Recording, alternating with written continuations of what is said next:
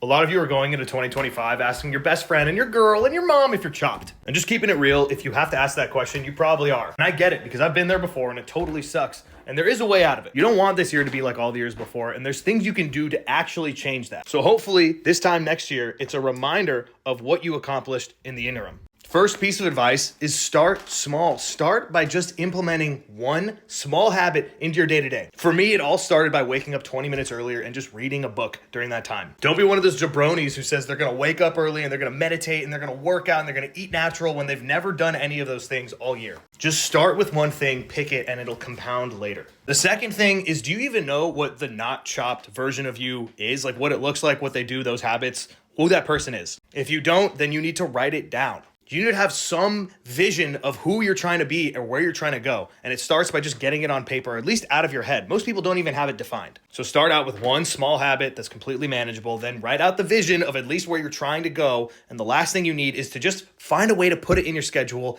weekly, preferably daily if possible. It's just going to make that habit set in. Don't be discouraged when you haven't changed and it's been like a week or even 2 weeks or even 30 days. It takes longer than all of that for something to actually set in and become part of your identity. If you go to a class once a week and in a month you're like, why hasn't anything changed? It's because you've done it 4 times. Get real with yourself. Don't be chopped.